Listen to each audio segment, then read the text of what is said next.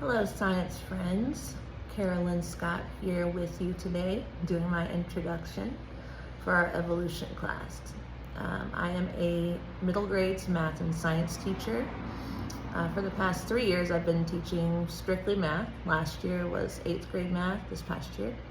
2 years before that, 7th grade math, and those 3 years were spent at Shiloh Middle School, which next year will be as well. I do love Shiloh. Before that, I was at Wilbur Middle School and I taught 5 years of 7th grade life science, which I loved. So I started out with science. I'm a career changer. I'm about to turn 42, so 8 years in education seems, like a lot, but not a lot at the same time when you're 42, because prior to that, I put in about the same amount of time in the Department of Corrections. I did a couple of years, just shy of a couple of years as a correctional officer while I was finishing my undergrad in Milledgeville, Georgia. I was at a men's prison. Rough. I did not like that job. I did not. But I found the working with offenders interesting. So when I graduated, and because I was just so exhausted from being a full-time student and also working full-time at the prison, first shift, and going to school also in person. So it was just a lot. So what I ended up doing was saying, I'm not going to go straight into teaching. I'm not going to do my master's in teaching just yet. I'm going to stick with corrections. So I got a job as a probation officer in Macon, and I did that for the next 5 years. When I ultimately left the Department of Corrections, and there's a whole story there, but we only have 5 minutes, there was some kind of weird in-between time between, the career that I landed on and then the career that I wanted. Sorry for the shit you can. And in the in-between, one of the things I did was, with a partner I was with, we opened and operated and owned a soup and sandwich shop in Milledgeville called More Than a Sandwich. Not many people can say they've done that, and I've done that.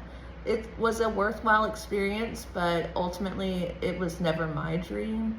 It was more my partner's dream, and when that relationship fizzled, so did the work partnership. So I did that for about a year. Also, it didn't help that the whole time I went to school there, all right, granted, the whole time I went to school there, and then afterwards when I was working probation, never a sandwich shop downtown Milledgeville. 3 months after we start, Quiznos moves in. Quiznos got what was coming to them. Anyway, back on track. So I love science and math, and I'm all about STEM. I love it. And I particularly love evolution as a primarily life science teacher in my time in education so far. Evolution was definitely one of my favorite units to teach in life science. Hobbies, let's see. I have 2 dogs, Ruby and Emmy. They just left with their grandma because I'm going on vacation to Savannah tomorrow. So they're having their own mini vacation with grandma. They weren't too happy. They don't like car rides and they're not used to being away from home. But we love going to the dog park, and I love playing with them and just hanging out with them. I'm also a big Fortnite person. My first year teaching is the first year of Fortnite, and my kids would not stop talking about it. And eventually spring break rolled around, and I was like, you know what, I finally have time to breathe. So let me see what this game is all about. And I fell in love with it. And I call it my therapy now. And my partner loves it too. But usually we sit there and we play at the same time, but separate matches, because we're just both being therapized by it, I guess. But it's good, it's great. And my kids now, as students, will laugh when I tell them I love Fortnite, but I tell them it's not cringe to me. I like what I like, and I hope that you could be that way one day too, about the stuff that you like. Have that confidence, because it's important. Like what you like. Doesn't matter what anybody else thinks. So let's see. Hiking, Fortnite, tennis, creative writing, reading when I get the chance, when it's not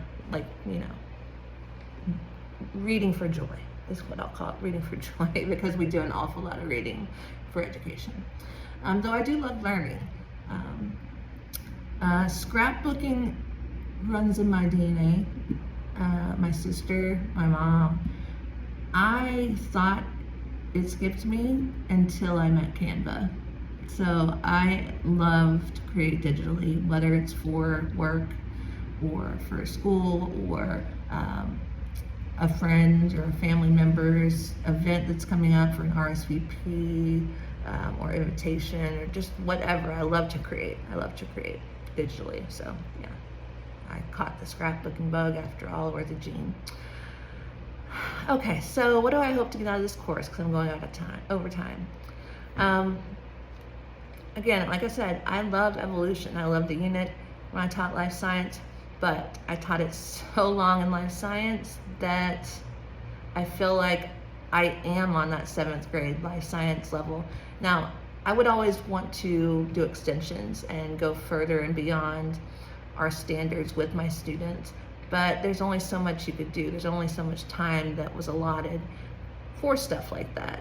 And I worked with multi-language learners back at Lilburn, levels, if you're familiar with the access scores, 1 through 3. So pretty difficult. I don't speak any other language besides English fluently. So the language barrier was an issue, and it took even longer to sort of translate the ideas and concepts, because science itself is its own language, and then you have the whole language barrier with, you know, English versus Spanish or English versus Vietnamese or whatever the case may be.